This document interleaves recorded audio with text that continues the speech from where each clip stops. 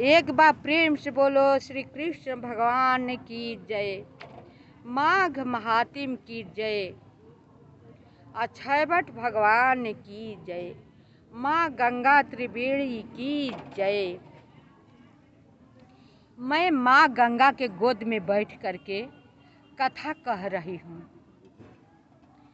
प्रभु श्री राम जी की असीम कृपा है कि माँ गंगा के गोद में मैं बैठी हूँ माघ महीने में, जो कि माघ स्नान का केवल इतना महत्व दिया गया है, हम अपने से नहीं कह रहे हैं। शास्त्र पुराण देवता मुनि को, ऋषि मुनि लोग के कथन मैं बोल रही हूँ कि इतना महत्व दिया गया है कि यहाँ पर प्रयाग में केवल 3 दिन स्नान करने से मनुष्य को सारा पाप नष्ट हो जाता है। तो बताइए आप ही सब, जो 1 माह रहकर स्नान करेगा वो कहाँ जाएगा? अब इसका हिसाब किताब तो विष्णु भगवान करेंगे ना। पता न क्या लिख रहे होंगे, किसका अंदर का मन कैसा है, उसी के अनुसार फल देते हैं। ये हम नहीं जानते हैं, बस बात आ गई। माघ महात्म के दत्तात्रेय जी कह रहे हैं वशिष्ठ मुनि जी से कि जो माघ महीने में नदी में स्नान जो करता है वो अपना पितर 7 जन्म कुल को पितृलोक तार करके अब वैकुंठ को जाता है। और जो त्रिवेणी में स्नान केवल 3 दिन करता है तो बहुत सबको तारन तार कर देता है, तार देता है, आय अपने भीतर जाता है। यहाँ पर तो मैं देखती हूँ कुंभ लगा है, देश विदेश के इतना लोग आ रहे हैं, स्नान कर रहे हैं, देखने योग्य है ये सीन। अगर घर में होते ना तो हम कितना टीवी पर देखेंगे, जो कि हकीकत में देखने को मिल रहा है। लगता है कि अभी यमराजपुरी में जाने वाला कोई नहीं है। सारे लोग को मोक्ष मिलेगा, सारे लोग वैकुंठ को जाने वाले हैं। इतना स्नान सब लोग करते हैं, इतनी पब्लिक होती है, इतनी भीड़ होती है कि मत पूछिए। जितना ही भोर जाओ उतना ही इतनी ठंडक है, इतनी ठंडक है, और सब लोग इतना खुशी खुशी स्नान करते हैं। यहाँ तक कि अपने गोद में बालक ले लेकर के आते हैं, उसे भी स्नान करवाते हैं। एक मैंने युवक को देखा, जवान लड़का था, अपने बाबा को लिए थे कि अपने पिता को लिए थे, अपने कंधे पर बैठा करके, जैसे लड़के को पीठ पर लेते हैं बच्चे को, उस तरह के लेकर स्नान करने को करा करके ले जा रहा था। हम देखकर सोचने लगे कि ये भी एक बेटा है।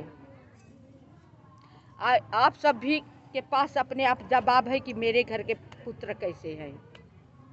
वो रोके स्नान इस तरह के लेकर करवाएंगे कि इस उम्र में वो रोकेंगे। सबके पास अपने आप जवाब मिल जाएगा, सबके घर घर का सारे लोग स्थिति जानते होंगे। मैं किसी उज्जैन में मैंने देखा कुंभ लगा हुआ था, तो कि उन 4 लड़के थे। खांचिया, हम लोग खांचा बोलते हैं, उसमें गौचारा रखते हैं गौ को खिलाने के लिए। उसमें बिठा करके अपनी माँ को वो लड़के बारी बारी से ले जा रहे थे कुंभ स्नान कराने के लिए उज्जैन में। हम लोग खड़े होकर कुछ देर तक देखते रहे और कोसते रहे कि हे भगवान, जिसे पुत्र दो तो ऐसा ही पुत्र दो। तो धरती अभी वीरों से खाली नहीं हुई है। केवल धरती पर पाप ही नहीं हो रहा है, पुण्य हो रहा है, संत लोग का वास है, अच्छे अच्छे मनुष्य हैं धरती पर, तभी धरती टिकी है। नहीं तो बहुत पहले प्रलय हो गया होता। अभी धर्म होता है। यहाँ पर हम देखते हैं एक एक से लोग भंडारी करवाते हैं, भंडारा चलाते हैं। भूखे लोग मनुष्य कहाँ से कितना कितना दूर से आते हैं, कैसे कैसे गाड़ी घोड़े से आते हैं। अब बहुत दूर पैदल चलना होता है, अपने सर पर सब गठरी ले लेकर के, मोटरी, झोला, झंकारी, बोरे, कट्टे ले लेकर के चलते हैं, औरतें चलती हैं। उन्हें न तो ठहरने की जगह है, व्यवस्था है, न कहीं आराम करने की व्यवस्था है। चले जाते हैं, आज सुखपूर्वक गंगा स्नान करते हैं। उन लोगों को खिलाने के लिए एक एक से भंडारा निःशुल्क चलता है। सब लोग खाओ, सब लोग खाओ। वो भी कितना धन्य आदमी है, जरा ये तो सोचिए। अपने लोग घर से हम लोग चलते हैं स्नान करने के लिए, तो हम जा रहे हैं प्रयागराज स्नान करने के लिए। थोड़ा सा चावल ले लेंगे, 2 कपड़े ले लेंगे, हम स्नान करके चले आए। अरे यहाँ पर रह करके तो यहाँ का नज़ारा देखो। देखने से ज्ञान होता है, कहते सत्संग सुनने से ज्ञान होता है।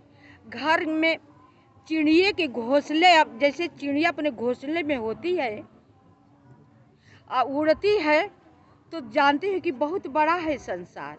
उसी तरह हम लोग जितने घर आंगन में रहते हैं, जानते हैं कि इतने में ही सारी दुनिया है।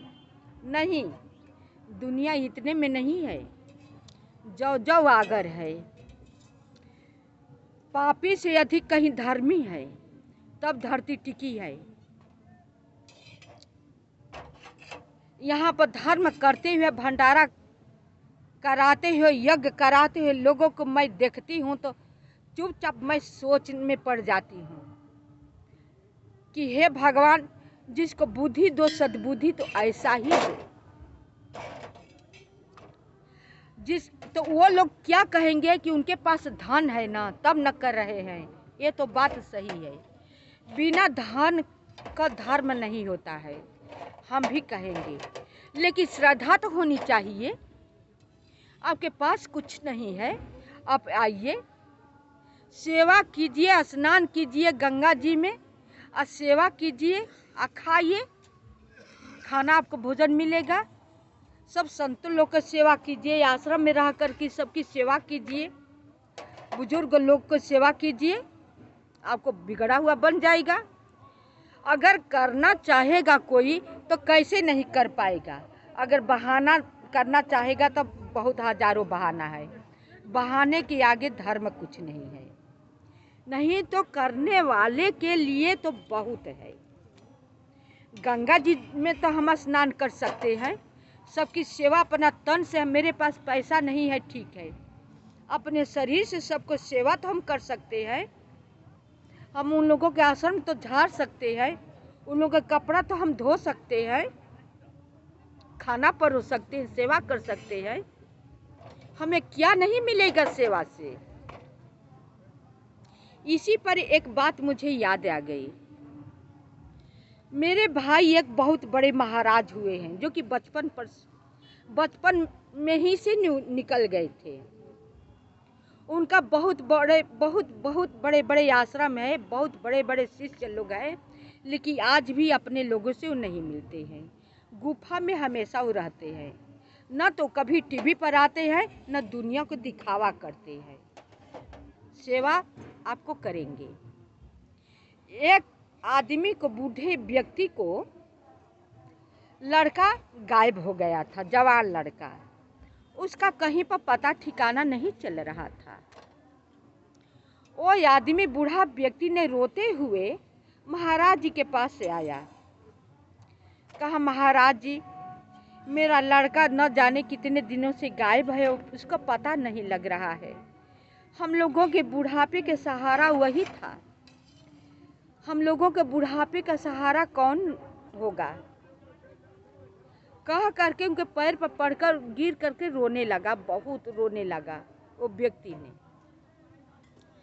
चुपचाप खड़े होकर देखते रहे।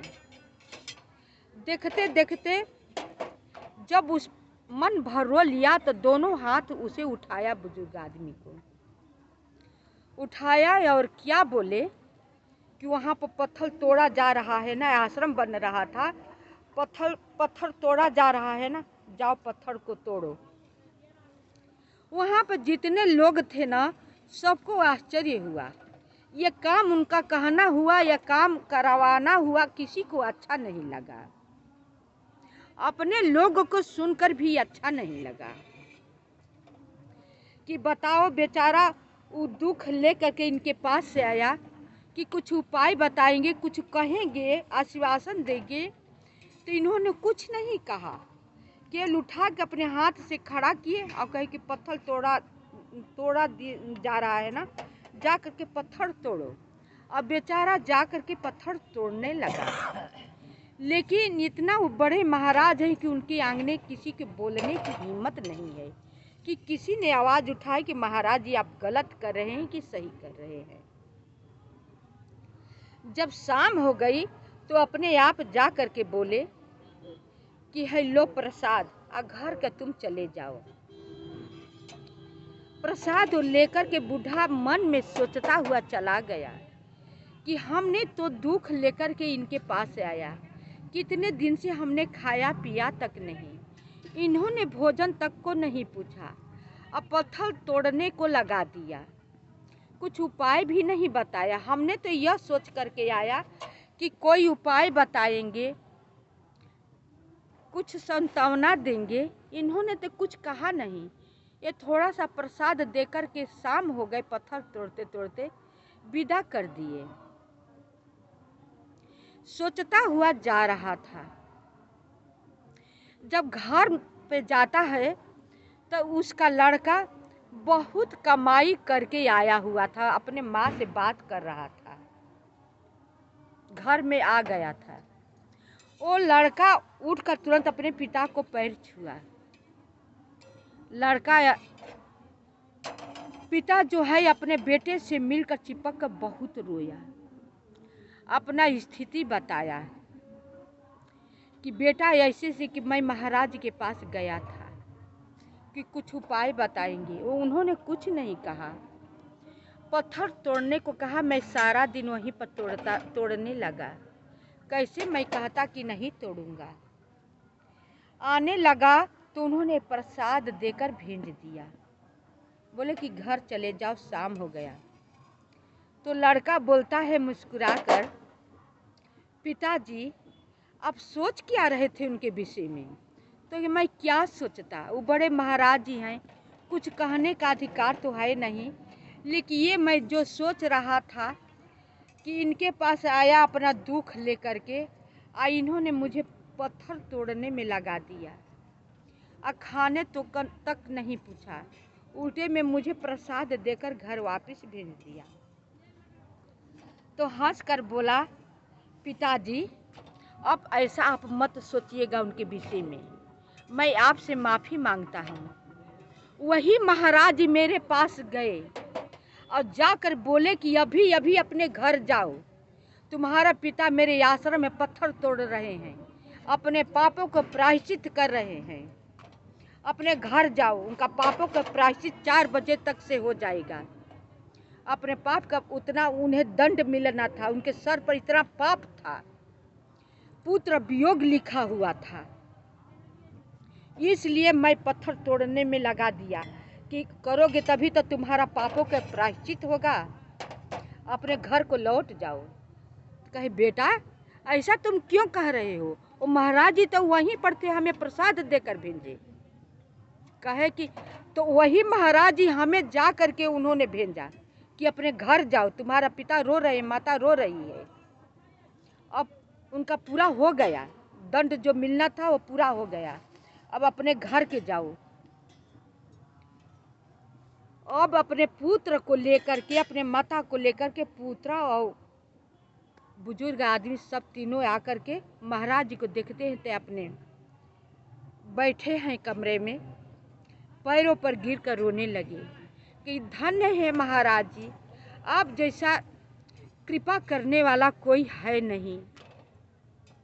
मैंने आपके विषय में न जाने क्या क्या नाप शनाप सोचता रहा, लेकिन आपने तो वो किया जो कि कृष्ण भगवान गए थे अपने दुखी अवस्था में, अपने पत्नी के भेजने के ऊपर गए थे द्वारका में, तो उन्होंने कुछ नहीं दिया, और यहाँ पर द्वारकापुरी बनवा चुके थे, और सुदामा जी को कुछ देकर नहीं विदाई किए, जो कि सुदामा जी रास्ते भर सोचते आए कि ये स्त्री ना हमें जबरन भेजा कि वो आपको मित्र है तो कुछ न कुछ अवश्य देंगे, कुछ नहीं दिए। यहाँ तक कि जो आभूषण पहनाए हुए तो वो भी उतार लिए। वो देंगे कहाँ से? और उधर पूरा महल बनवा कर खड़ा कर दिए थे। तो वही आप हैं हे प्रभु, आप भी दिखावा नहीं करते हैं। जैसे प्रभु विष्णु भगवान दिखावा नहीं करते हैं, अपने भक्तों के केवल श्रेय देते हैं, वही आप हैं श्रेय देते हैं। तो उन्होंने बोले कि कोई बात नहीं, इसमें श्रेय की क्या बात है।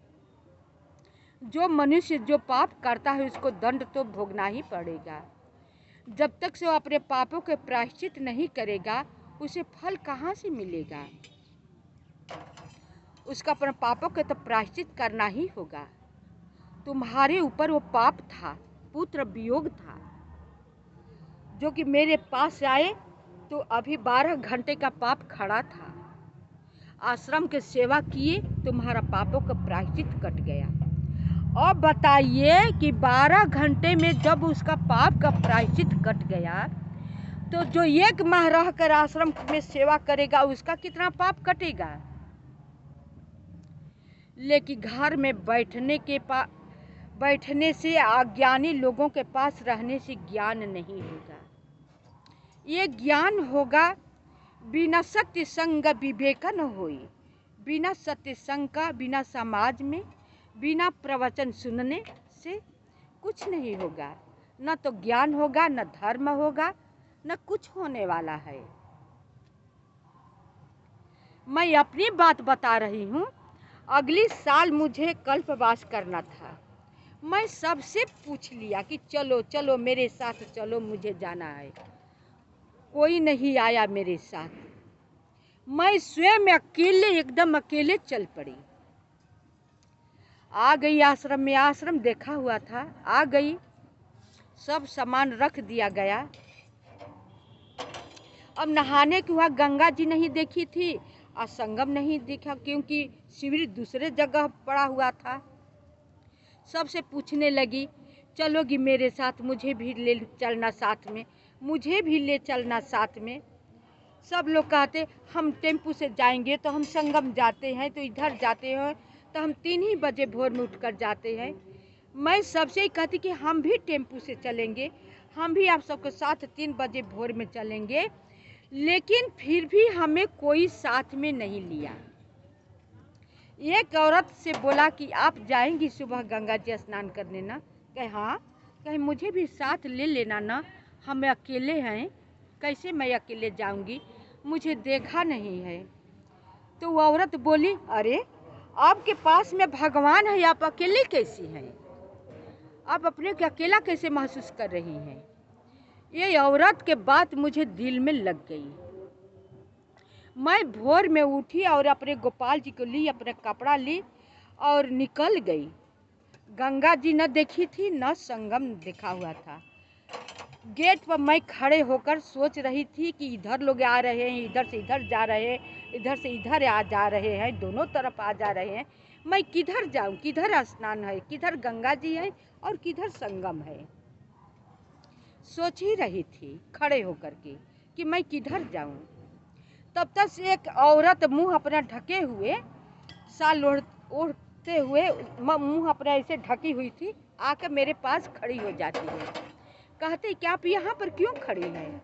हम कहें कि मुझे गंगा स्नान करने जाना है, मेरे साथ कोई है नहीं, अकेले मैं हूँ, समझ में नहीं आता है कि मैं किधर, गंगा जी है किधर जाऊँ।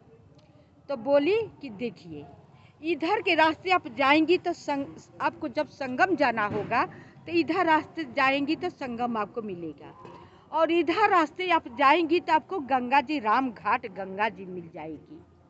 तो आपको बताइए कि संगम जाना है कि राम घाट गंगा जी जाना है।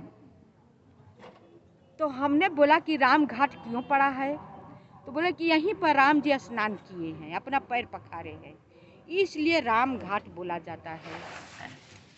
तो अब किधर जाएंगी?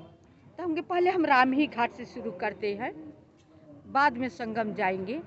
तो बोले आप सीधे चले जाइए और सीधे जाकर के मुड़ने का हम मुड़ जाइएगा, उसके बाद आप मत मुड़िएगा, सीधे आप गंगा जी के तीरे पहुंच जाएंगे। और अगर आपको नहीं विश्वास होगा ना, तो और अन्य अधिकारी लोग जा रहे होंगे गंगा स्नान के लिए, आप उनके साथ चले जाइएगा, नहीं तो पूछ लीजिएगा। मैं एकदम राम राम कहते बहुत जल्दी जल्दी चलती, एकदम जहाँ जाना था वहीं जाकर चली गई, गंगा जी के तीर चली गई। गोपाल जी को रखा, अपना कपड़ा उतारा और गंगा जी में खूब प्रेम से स्नान किया, गोपाल जी का स्नान कराया।